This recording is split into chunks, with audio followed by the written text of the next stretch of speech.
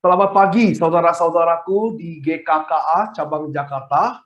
Nama saya Yohanes Halim. Saya sungguh bersyukur pagi ini boleh memberitakan Injil di gereja ini.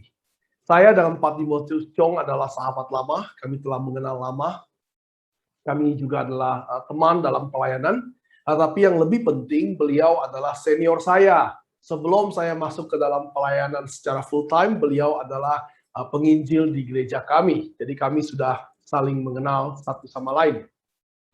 Pagi ini kita akan mengajak saudara-saudara untuk merenungkan satu bagian firman Tuhan dari kitab 2 Samuel pasal 2 ayat 1 sampai 11. Sebelum kita membaca kitab 2 Samuel pasal 2 ayat 1 sampai 11, saya ingin bertanya, pernah nggak saudara memiliki cita-cita, tetapi cita-cita tersebut belum bisa dicapai, sehingga saudara harus mengerjakan hal yang lain dulu? Yang kedua, pernah nggak saudara memiliki pekerjaan idaman, pekerjaan yang saudara rasa itu adalah the best for your life, tetapi saudara belum bisa melakukannya? Yang ketiga, pernah nggak saudara menerima janji, tetapi setelah itu di ghosting? Tidak pernah lagi muncul orang yang pernah menjanjikan saudara sesuatu. Saya pernah mengalami ketiganya, saudara.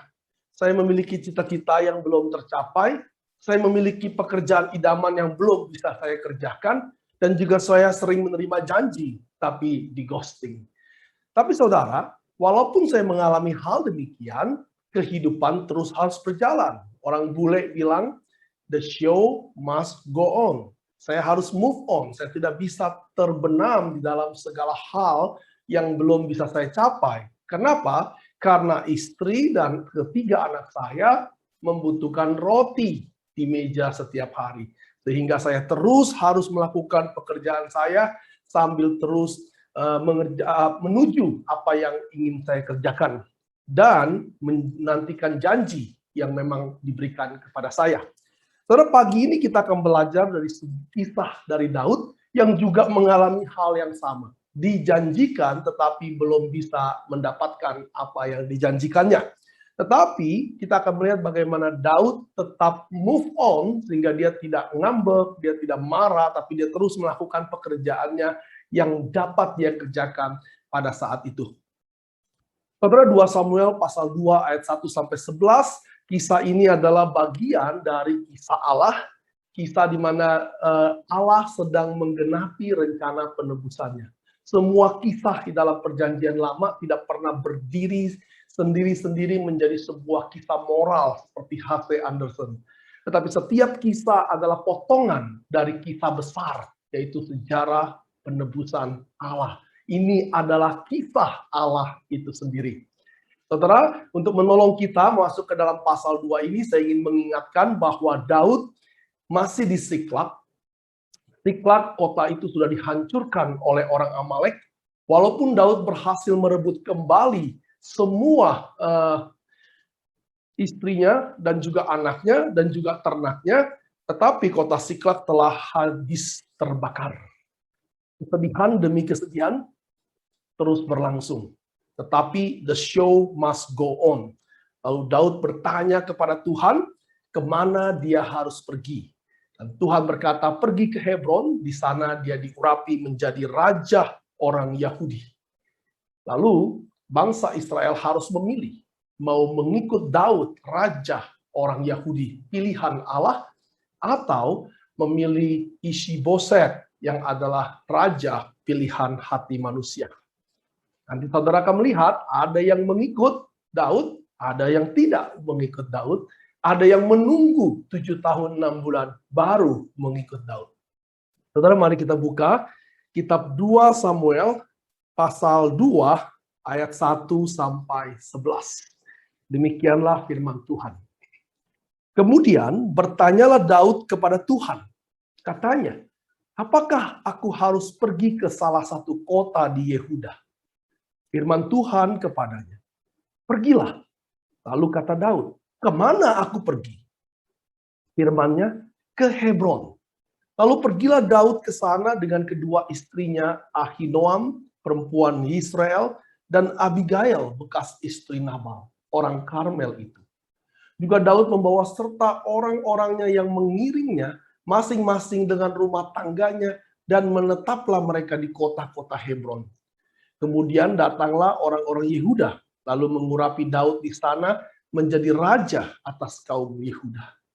Ketika kepada Daud diberitahukan bahwa orang-orang Yabes Gilead menguburkan Saul, maka Daud mengirim orang kepada orang-orang Yabes Gilead dengan pesan, "Diberkatilah kamu oleh Tuhan, karena kamu telah menunjukkan kasih-Mu kepada tuanmu Saul, yang dengan menguburkannya. Oleh sebab itu Tuhan kiranya menunjukkan kasih dan setianya kepadamu, dan aku pun akan berbuat kebaikan yang sama kepadamu, karena kamu telah melakukan hal yang demikian. Kuatkanlah hatimu sekarang, dan jadilah orang-orang yang gagah perkasa, sekalipun tuanmu Saul sudah mati. Dan aku telah diurapi oleh kaum Yehuda menjadi raja atas mereka."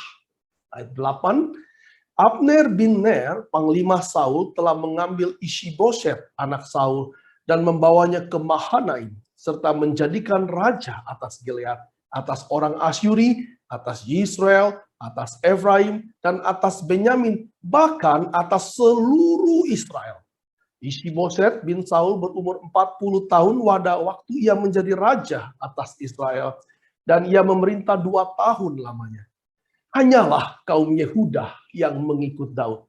Dan lamanya Daud memerintah di Hebron atas kaum Yehuda adalah 7 tahun dan 6 bulan. Demikianlah firman Tuhan yang kudus bagi saudara dan saya, umat Allah yang kudus. Mari kita tundukkan hati dan untuk berdoa. Bapa di dalam surga, kami sungguh membutuhkan pertolongan dari Tuhan. Kami telah mendengar kebenaran firman Tuhan. Tapi hati kami begitu tumpul untuk memahami kebenaran ini. Jikalau Allah Roh Kudus tidak menolong kami. Kami memohon pertolongan Allah Roh Kudus. Kami memohon agar Allah Roh Kudus yang menginspirasikan penulis juga boleh mencerahkan hati dan pikiran kami. Di tengah-tengah kehidupan kami yang semakin tidak mudah. Di tengah-tengah setiap ancaman dunia kepada iman Kristen dan juga kehidupan kami. Kami sungguh membutuhkan kebenaran firman Tuhan yang bukan hanya menguatkan, tapi juga memberikan kesegaran. Sehingga kami boleh melanjutkan hidup kami sambil menantikan kedatangan Yesus yang kedua kali. Kiranya Allah berkenan untuk memberkati kami pada pagi hari ini. Dalam nama Tuhan Yesus kami berdoa. Amin. Saudara, Saul sudah mati, seluruh Israel tahu bahwa Daud lebih hebat dan terkenal. Daud juga tahu dia adalah orang yang diurapi Allah. Bahkan sebelumnya dia juga sudah mengalahkan Goliat dan begitu banyak orang Filistin. Bahkan dikatakan bahwa Saul mengalahkan beribu-ribu, tetapi Daud mengalahkan berpuluh-puluh ribu. Saudara, Daud sangat terkenal pada waktu itu. Tetapi di tengah keterkenalannya, dia tidak pernah melewatkan untuk bertanya kepada Tuhan. Kitab kita, pasal 2 ayat 1 dimulai dengan, kemudian bertanyalah Daud kepada Tuhan. Saudara, ini bukan kali pertama Daud bertanya kepada Tuhan. Kalau saudara lihat di dalam 1 Samuel 23 ayat 2, dikatakan dengan frase yang sama persis, bertanyalah Daud kepada Tuhan. Dalam 1 Samuel 23 dikatakan bertanyalah Daud kepada Tuhan. 1 Samuel 30 ayat 8, bertanyalah Daud kepada Tuhan. Lalu ayat kita 2 Samuel pasal 2 ayat 1. Lalu 2 Samuel pasal 5 ayat 19, bertanyalah Daud kepada Tuhan. Pasal 2 Samuel 5, 2 Samuel pasal 5 ayat 23, bertanyalah Daud kepada Tuhan. Saudara, Daud selalu dengan rendah hati, apapun keadaannya, dia datang kepada Tuhan dan dia selalu bertanya kepada Tuhan. Menarik, saudara. Kata Saul itu dekat dengan kata Ibrani Sa'al yang artinya bertanya. Tetapi ironisnya Saul tidak bertanya kepada Tuhan, tetapi dia bertanya kepada roh orang mati. Tetapi Alkitab mencatat Daud justru selalu bertanya kepada Tuhan. Saudara, Daud tidak akan melangkah tanpa Allah. Dia selalu bertanya, berkonsultasi kepada Tuhan. Dia datang kepada Tuhan. Saudara, saya ingat Musa berkata dia tidak mau pergi ke tanah perjanjian kalau Tuhan tidak menyertai dia. Saudara, baik Musa atau Daud tahu bahwa mereka tidak bisa hidup tanpa pimpinan Tuhan. Karena itu Daud selalu berkonsultasi dengan Tuhan. Bagaimana saudara dengan saya? Kalau kita percaya Tuhan itu maha kuasa, kalau kita percaya Tuhan itu maha tahu, bukankah di dalam setiap kehidupan kita, kita harus berkonsultasi kepada Tuhan melalui firman Tuhan yang telah dinyatakan kepada kita. Saudara, menarik, penulis menceritakan kepada kita Daud bertanya kepada Tuhan, kemanakah aku harus pergi? Atau apakah aku harus pergi? Kata pergi yang diterjemahkan oleh LAI itu sebetulnya memiliki makna harus naik kemana? Pergi naik kemana? Saudara, sangat biasa orang kalau pergi ke puncak, kita bilang naik ke puncak. Jadi kalau kita, Daud dinyatakan, aku harus pergi ke Yehuda. Maka kata yang digunakan adalah go up, naik. Maka penulis sedang mengatakan, menceritakan kepada kita ada 5 kali Daud dan Tuhan berkata tentang go up. Narator memberikan penekanan bahwa Daud akan pergi. Maka Daud bertanya demikian, Tuhan, apakah aku harus go up ke salah satu kota di Yehuda? Lalu Tuhan berjawab, ya, kamu harus go up. Lalu Daud bertanya, kemana aku go up? Maka firman Tuhan ke Hebron. Lalu narator menjelaskan Daud go up membawa istrinya, lalu Daud go up membawa orang-orangnya. Saudara, penulis atau narator sedang menekankan bahwa Daud akan naik ke Hebron, dan ini melambangkan bahwa Daud akan naik tahta menjadi raja di Hebron, raja atas kaum Yehuda atau raja orang Yahudi. Narator sedang menjelaskan kepada kita geografi, karena Hebron memang lebih tinggi daripada Siklag, tetapi narator juga sedang melukiskan sebuah keindahan kalimat bahwa Daud akan naik.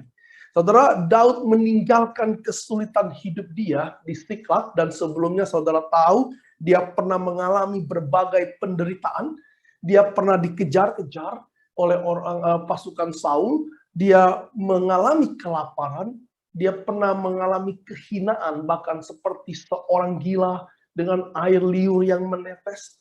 Saudara, pada akhirnya Daud bisa naik ke Hebron, naik tahta menjadi raja kaum Yehuda. Saudara, Hebron adalah kota yang cukup terkenal di kalangan orang Israel pada waktu itu. Hebron adalah kota yang dimiliki oleh Abraham. Hebron tempat Abraham menguburkan Sarah. Di dalam kitab Yosua dikatakan Kaleb menjadikan Hebron sebagai kota pusaka orang Yehuda. Jadi milik Abraham, milik Yehuda, dan di dalam Yosua 21 dikatakan bahwa Hebron adalah kota perlindungan.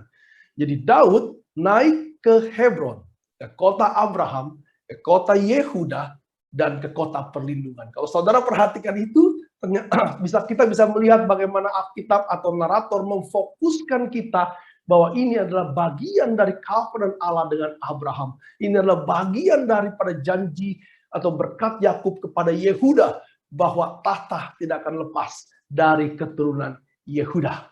Saudara, di sana Daud diurapi oleh orang Yehuda menjadi raja atas Yehuda.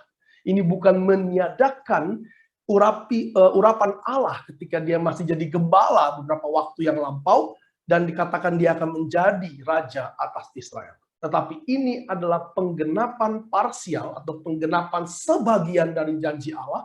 Begitulah cara Allah bekerja. Daud dijanjikan menjadi raja Israel, tapi sementara waktu digenapi menjadi raja atas kaum Yehuda. Saudara, Allah bekerja selalu melalui step by step. Allah bisa saja mengampuni manusia ketika jatuh di dalam dosa, tetapi Allah melalui sejarah yang panjang sampai Yesus akhirnya berinkarnasi menjadi manusia.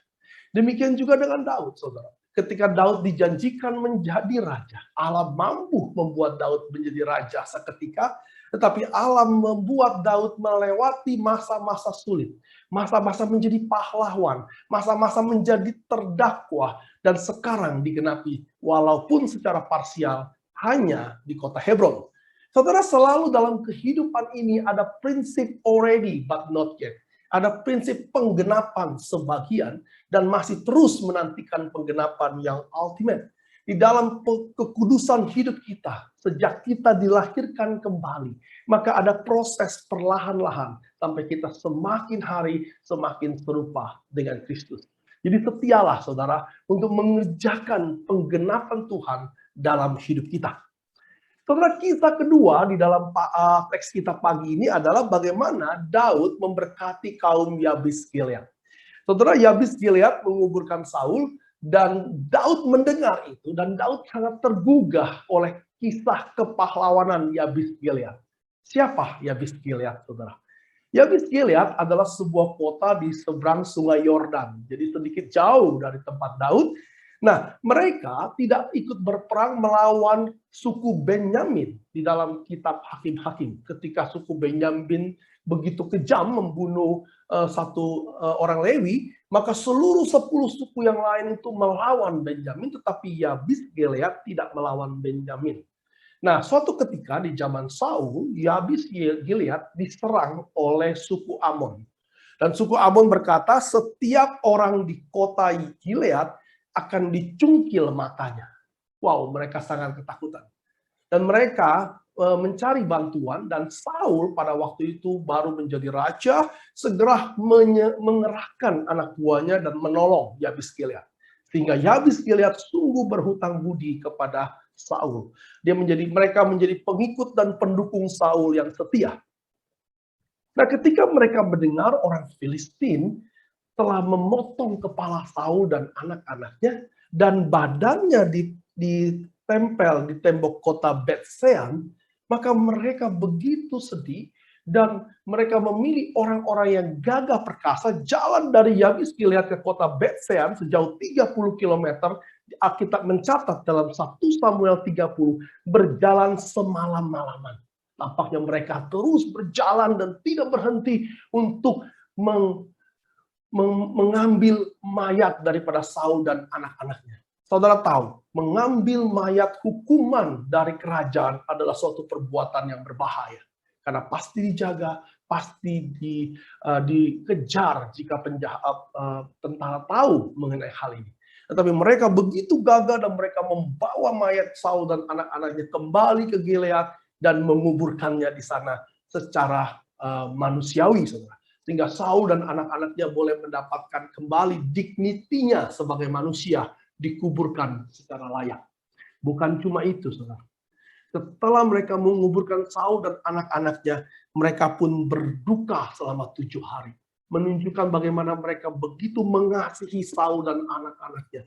Menunjukkan bagaimana mereka mengerti arti berterima kasih atas pertolongan Saul sebelumnya. Saudara, hal ini membuat Daud sangat tergugah. Dan di dalam ayat 4b sampai 7, Daud memberkati mereka. Daud berkata, Tuhan pun akan memberkati engkau dengan kebaikan, dengan kesetiaan, dengan kasih setia. Karena engkau telah berbuat baik kepada Saul, tuanmu. Saudara, arti dari kata raja memberkati adalah raja memberikan kehidupan. Sehingga Yabes Gilead yang walaupun adalah pengikut Saul, pendukung Saul, maka Daud memberikan mereka berkat. Daud memberikan mereka kehidupan. Dan secara implisit, Daud mengajak mereka untuk sekarang mengakui Daud sebagai tuannya yang baru. Daud berkata, tuanmu Saul telah mati. Sekarang aku yang menjadi raja atas Yehuda di kota Hebron ini. Maka saudara lihat bahwa Yabes Gilead melakukan kebaikan, dan kebaikan yang Yabes Gilead itu pun mendapatkan balasan yang setimpal. Walaupun teks tidak secara eksplisit mengatakan Yabes Gilead mengikut Daud, tapi secara implisit kita bisa mengerti bahwa Yabes Gilead akhirnya menjadikan Daud juga sebagai tuannya. Saudara, kisah ketiga dalam teks kita pagi ini adalah ada seorang bernama Abner. Ini sepupu Saul, tetapi juga panglima Saul yang paling hebat. Dan dia mengangkat Isi-Boset menjadi raja. Dikatakan raja atas seluruh Israel. Saudara, sama-sama pengikut Saul.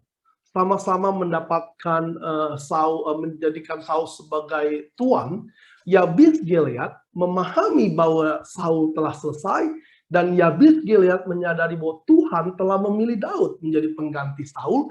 Maka Yabes Gilead memilih untuk mengikut Daud, tetapi Abner yang juga tahu bahwa Tuhan telah memilih Daud, yang juga tahu bahwa Saul telah selesai, tetapi memilih untuk melawan Daud.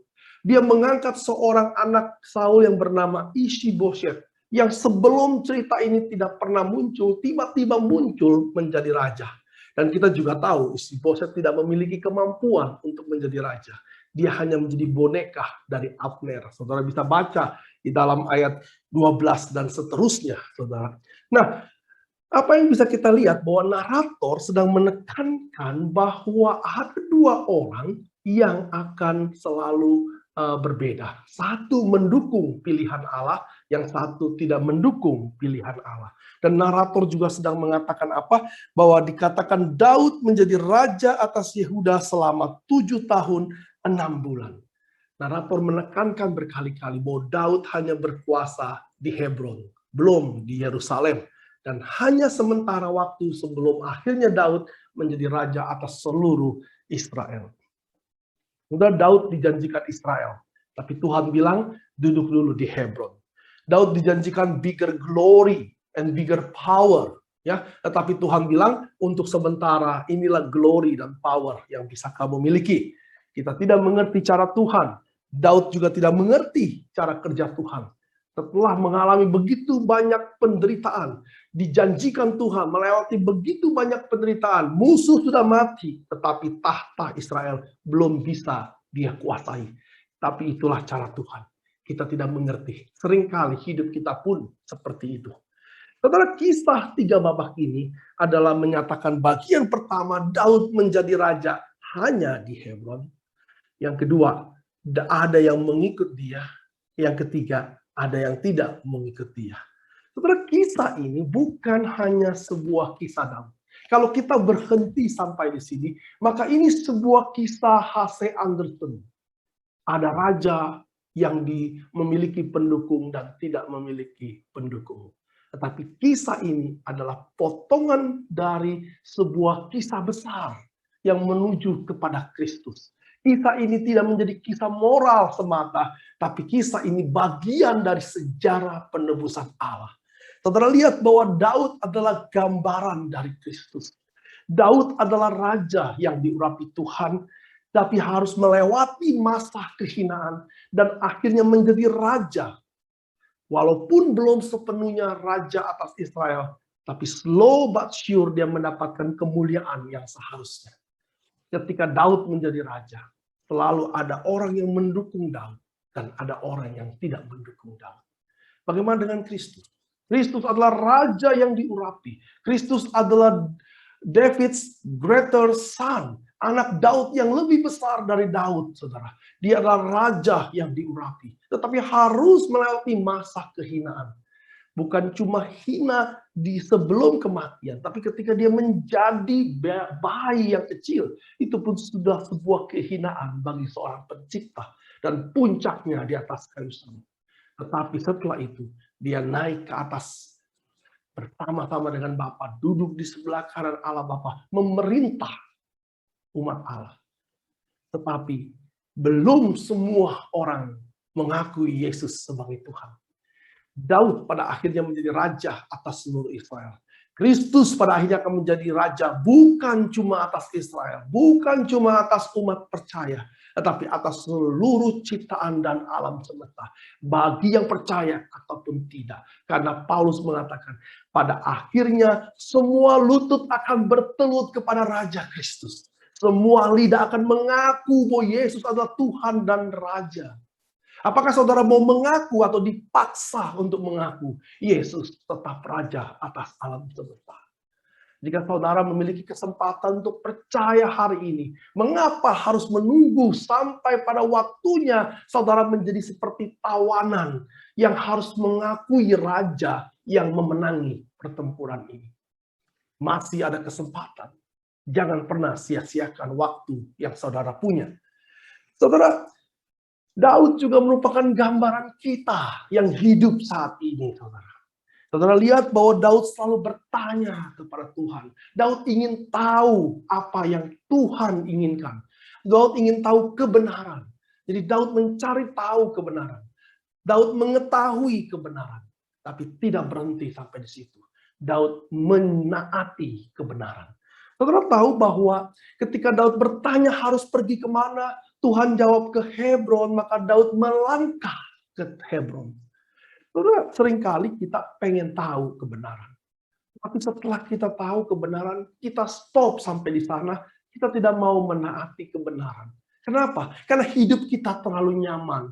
Untuk melakukan kebenaran, itu terlalu sulit. Tantangan terlalu besar. Saudara, ada sebuah kisah yang diceritakan oleh Soren Kierkegaard, seorang filsuf di Eropa, yang berjudul The Thames. Diceritakan ada sebuah The Thames itu artinya angsa-angsa yang jinak.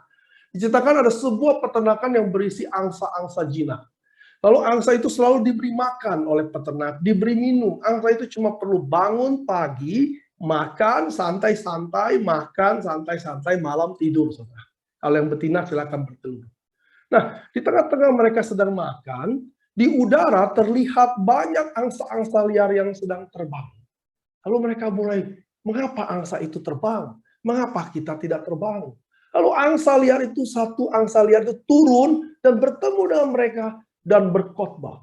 Kita angsa-angsa dilahirkan dengan sayap, dipersiapkan untuk terbang. Jadi by nature kita adalah the flying geese. Kita tidak tinggal hanya di atas tanah.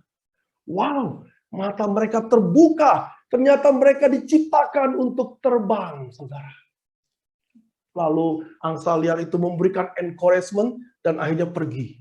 Wah, mereka bersuka cita menemukan kebenaran. Setelah selesai rapat atau khotbah, mereka kembali ke peternakan, melanjutkan makan, minum, dan tidak pernah terbang. Tidak ada satupun angsa yang mengenal kebenaran itu untuk berusaha untuk terbang. Mereka terus makan, minum, dan pada akhirnya dipotong oleh sang peternak untuk dijadikan bebek panggang yang enak.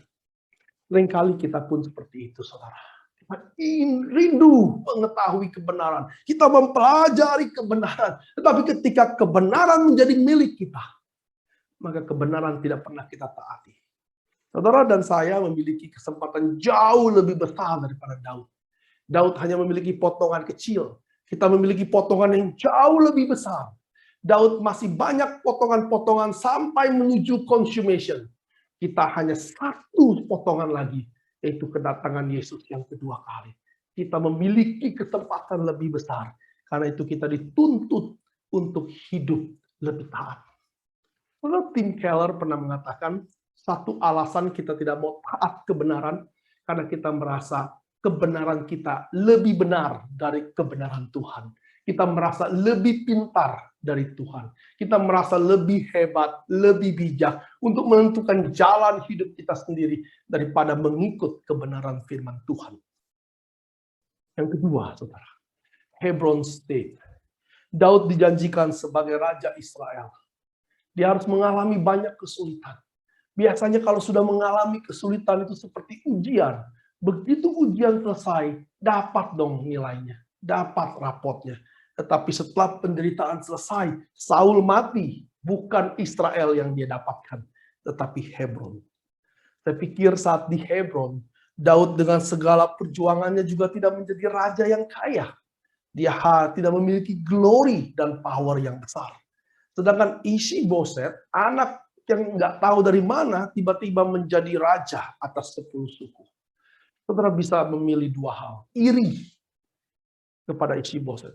Marah kepada Isi-Boset. Dan tidak melakukan sebagai raja orang Yehuda. Daud tidak memilih itu. Daud tidak memilih ngambek.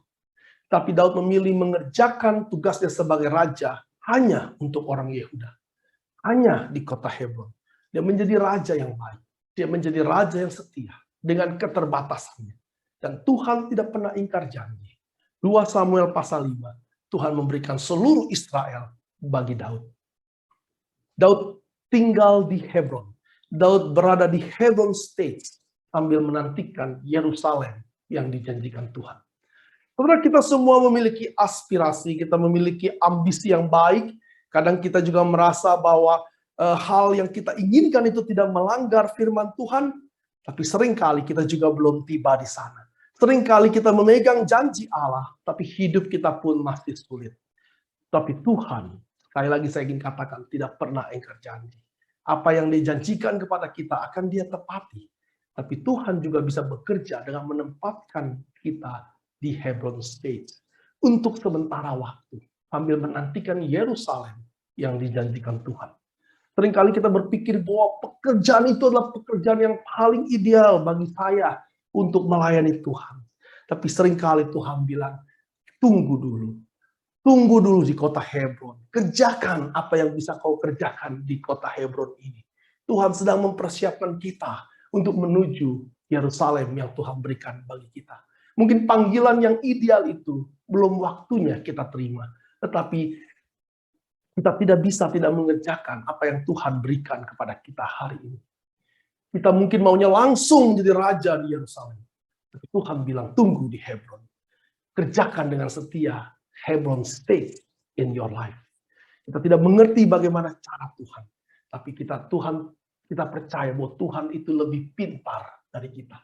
Seringkali kita menginginkan saat ini juga menjadi yang terbaik dari seluruh hidup kita.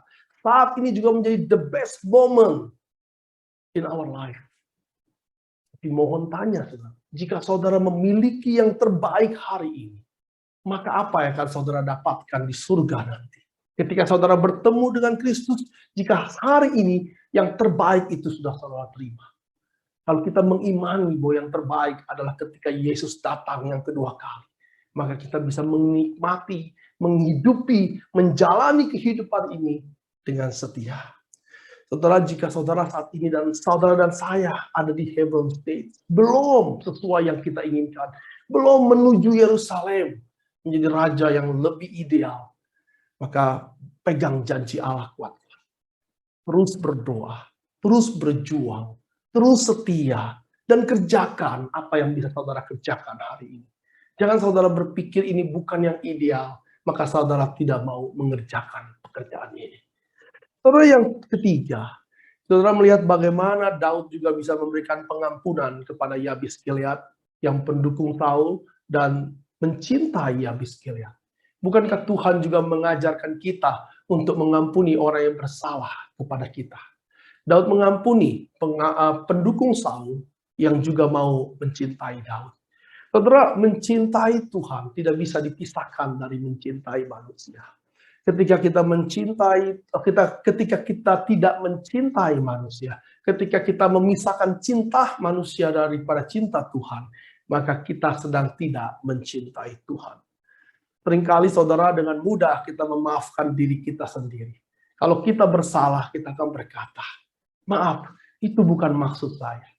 Tapi kalau orang lain bersalah, kita akan langsung katakan, memang dia seperti itu. Sulit memaafkan orang lain dan mudah memaafkan diri sendiri. Saudara, kata Yesus, ini kata Yesus, kasihilah musuhmu. Yang terakhir, saudara, ada 2 tipe orang melihat Daud menjadi raja. Ada 2 tipe orang melihat Daud pilihan Tuhan menjadi raja, yaitu yang percaya dan yang tidak percaya, yang mengakui dan yang tidak mengakui, yang mengikuti Daud dan yang tidak mengikuti Daud. Seperti 2 orang penjahat di sebelah kiri dan kanan Yesus. Mendengar perkataan Yesus, mendengar olok-olokan orang Yahudi, tentara. Tapi yang satu dengan sombongnya ikut mengolok Yesus. Dan yang lain dengan rendah hati memohon belas kasih Tuhan. Yang mana, saudara? Apakah saudara mau menjadi orang Yabes Gilead, pendukung Saul yang beralih ke menjadi pendukung Daud? Apakah saudara mau menjadi Abner, bin Ner, dan Ishi-Boseth yang tahu bahwa Tuhan telah memilih Daud, tetapi melawan Daud. Jika saudara memiliki kesempatan hari ini, bertobatlah dari seluruh pemberontakan saudara kepada Tuhan. Tuhan masih terus memberikan waktu. Karena Yesus berkata, marilah kepadaku semua yang letih lesu dan berbeban berat. Semua yang ada di pembuangan, semua yang ada di Siklak, semua yang belum mengalami hidup yang semestinya. Karena aku akan memberikan kelegaan kepadamu. Mari kita berdoa. Bapa di dalam surga, hamba-Mu telah selesai berbicara. Materaikanlah seluruh kebenaran dan singkirkan semua yang bukan kebenaran. Dan kiranya setiap jemaat Tuhan yang mendengarkan kebenaran ini, mengetahui kebenaran dan tidak berhenti, tapi menaati kebenaran. Untuk terus datang kepadamu, Tuhan Raja yang memberikan penghiburan kepada kami. Yang memberikan kelemah lembutan, yang menyambut kami dengan tangan yang luas. Lap hati yang besar bagi kami. Terima kasih Bapa, di dalam nama Tuhan Yesus kami berdoa.